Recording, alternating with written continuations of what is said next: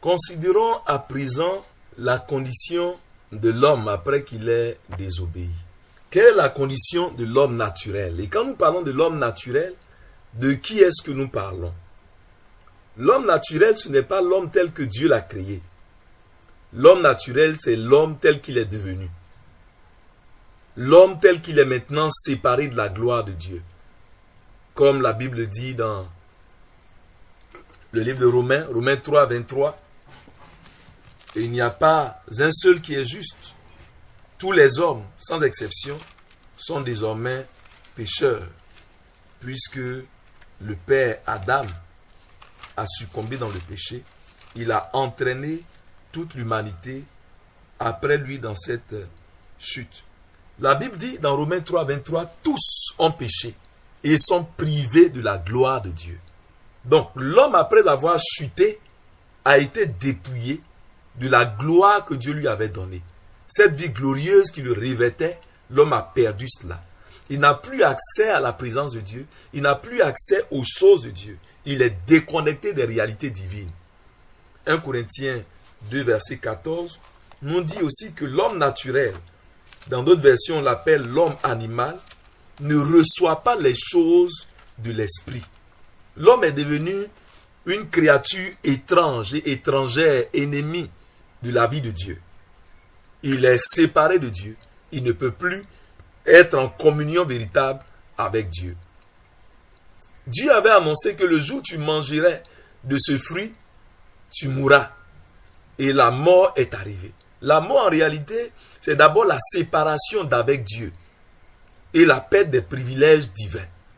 La mort, c'est le fait que l'homme est séparé de la source de vie. La source de sa vie en tant qu'homme. L'homme est désormais séparé, déconnecté de cette vie. Même s'il continue d'avoir une animation dans son corps, mais la vraie vie de l'homme, il a perdu cela. Et tous les avantages qui vont avec aussi ont été perdus. Il ne pourra plus continuer à être dans le jardin, mais il sera maintenant chassé loin du jardin pour aller lui-même se débrouiller pour vivre. Quand nous lisons Genèse 5, nous notons quelque chose d'important. La Bible nous dit, à partir du verset 1 jusqu'au verset 3, « Voici le livre de la généalogie d'Adam, le jour où Dieu créa les humains. Il les fit à la ressemblance de Dieu. Hommes et femmes, il les créa. Il les bénit et les appela du nom d'humain. Adam, le jour où il fut créé. Adam vécut 130 ans. Puis il engendra un fils à sa ressemblance, selon son image, et il l'appela du nom de Seth. » Vous voyez, il y a quelque chose de bizarre ici, mais qui est une révélation pour nous. La Bible nous dit au verset 1 que Dieu a créé l'homme et la femme à son image. Il les a créés à l'image de Dieu, il les a bénis. Au chapitre 3 de Genèse, on a remarqué que l'homme avait désobéi à Dieu. Dieu avait dit le jour où il allait manger le fruit, il mourrait. Et l'homme donc a perdu la vie de Dieu, il est mort spirituellement. Et maintenant, au verset 3, la Bible nous dit que Adam, âgé de 130 ans, il a engendré un fils à sa ressemblance, selon son image. En principe, si l'homme avait gardé la même vie, les enfants qu'il aurait eus seraient à l'image de Dieu, puisque lui-même, il est à l'image de Dieu. Mais comme il a perdu l'image de Dieu, cette vie que Dieu voulait qu'il multiplie partout sur la terre, pour qu'il y ait la vie lumière de Dieu partout sur la terre, Adam a perdu cette vie. Et comme la lumière est éteinte en lui, c'est l'obscurité qui est en lui, c'est une autre vie ténèbre, une autre vie rebelle qui est en lui. Alors Adam, en faisant son enfant, a transmis à son enfant sa propre image déchue. Donc Adam a transmis à son enfant l'image déchue qu'il a eue après sa désobéissance. Donc tous les hommes qui naissent, du fait que nous descendons d'Adam, du fait que nous sommes issus de lui, nous avons hérité de cette vie déchue. Un homme qui naît forcément avec cette nature déchue, cette nature qui n'est plus à l'image de Dieu, mais qui ressemble plus au diable qu'à Dieu. Quand on voit la colère, on voit la méchanceté, on voit la violence, on voit tout ce mal qui sévit sur la terre, on voit bien que l'homme naturel est plus proche du diable que de Dieu. Et donc, l'homme à qui avait été confiée la responsabilité de la terre, il était le maître. Il était celui qui était en charge. Mais maintenant qu'il a décidé d'obéir au diable, sa nouvelle condition a changé également. Lui qui était le maître, lui qui devait être le patron sur la terre, lui qui devait avoir le royaume sur la terre, c'est lui désormais qui est dominé. Dans Jean 8, verset 34, Jésus parlait avec des Juifs et il a dit, en vérité, je vous le dis. Leur répliqua Jésus, quiconque se livre au péché est esclave du péché. Donc la réalité du péché, c'est que quand quelqu'un obéit au péché, là, il devient son esclave. Et comme l'homme avait obéi au diable, avait obéi au péché, ce que Dieu a interdit là, c'est ce qu'il a décidé de faire. En obéissant au péché, il devient esclave. Le péché a une voie. Le péché rend esclave tous ceux-là qui lui obéissent.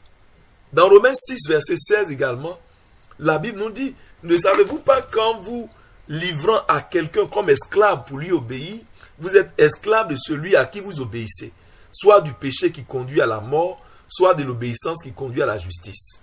Romains 7, verset 14, Paul confesse la situation de l'homme naturel. Nous savons que la loi a été inspirée par l'Esprit de Dieu, mais moi, je suis comme un homme livré à lui-même, vendu comme esclave au péché. Donc l'homme livré à lui-même, l'homme qui est déconnecté de Dieu, c'est l'homme naturel, c'est l'homme charnel. Il n'est plus contrôlé par Dieu, c'est lui-même qui se gère lui-même. Et la Bible dit, cet homme-là, il est en fait vendu comme esclave au péché. Tout homme qui naît, il naît avec une réalité, il est vendu comme esclave au péché. Du fait du péché d'Adam, nous sommes entrés, donc la race humaine est rentrée dans une servitude vis-à-vis du péché. Et qui dit péché, dit le diable qui est derrière et qui contrôle. Donc l'homme qui était le maître est devenu en fait l'esclave. L'homme qui devait dominer sur la terre est devenu maintenant celui qui est dominé par toutes sortes de forces maléfiques et diaboliques. Bien aimé, l'homme a perdu sa position. L'homme est rentré dans une sorte de vie qui le contrôle. Et quand bien même il voudrait vivre la vie que Dieu attend de lui, il y a une réalité qui est à l'intérieur de lui, il est esclave. C'est pourquoi beaucoup de personnes peuvent connaître la parole de Dieu, peuvent vouloir faire le bien, faire de bonnes choses. Mais quand on regarde, en réalité, leur situation, c'est que, quoi qu'ils fassent, malgré les efforts qu'ils peuvent faire, la réalité, c'est que se débarrasser du péché, se sortir du joug du péché, quitter la servitude du péché, ce n'est pas quelque chose que l'homme peut s'offrir par lui-même. Il y a un besoin que Dieu intervienne dans la vie de l'homme pour pouvoir lui accorder cela. Si nous retournons dans le livre de Jean chapitre 3, l'entretien de Jésus avec Nicodème, nous pouvons lire que Nicodème, qui était un pharisien docteur de la loi, est allé voir Jésus. Et quand il allait trouver Jésus, il dit, « Rabbi, nous savons que tu es un maître venu de la part de Dieu, car personne ne peut produire les signes que toi tu produis si Dieu n'est avec lui. » Jésus lui répondit, « Amen, amen, je te le dis. Si quelqu'un ne naît pas de nouveau, il ne peut pas voir le règne de Dieu. » Nicodème lui demanda, « Comment un homme peut-il naître quand il est vieux? Peut-il entrer une seconde fois dans le ventre de sa mère pour naître? » Jésus lui répondit, « Amen, amen, je te le dis. Si quelqu'un ne naît pas d'eau et d'esprit, il ne peut entrer dans le royaume de Dieu. Ce qui est né de la chair est chair, et ce qui est né de l'esprit est esprit. Ne t'étonne pas que je t'ai dit, il faut que vous naissiez de nouveau, ça dit d'en haut. » Donc, Nicodème, c'était un religieux. Il allait trouver Jésus. Et ce qui ressort de son entretien avec Jésus, c'est que ce qui est né de la chair est chair. Tout homme qui est né de parents naturels est un homme naturel. Tous ceux qui sont nés d'humains naturellement sont également des hommes naturels. Et ils ne peuvent pas, à ce titre-là, entrer ou même voir le royaume des cieux. Ils sont étrangers à la vie de Dieu, tout comme Adam a été exclu, chassé du jardin de Dieu. Donc, il est important que quelque chose se passe pour que nous puissions arriver à retrouver cette vie-là que Dieu avait prévue pour l'homme. Bien aimé, nous allons nous arrêter là pour cette première séance.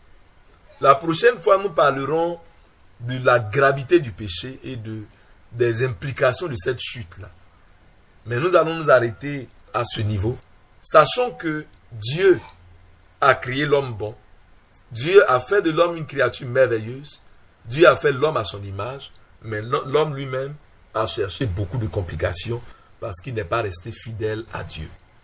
Que Dieu nous aide pour que nous puissions comprendre clairement ce que nous avons à faire pour pouvoir retrouver cette vie que Dieu a prévue pour l'homme depuis l'origine. Que Dieu nous bénisse. Père, merci pour ta parole. Aide-nous à pouvoir comprendre clairement, ô Dieu, ces choses, afin qu'en les comprenant, nous puissions savoir comment crier à toi et recevoir ton aide. Merci Seigneur, au nom de Jésus. Amen.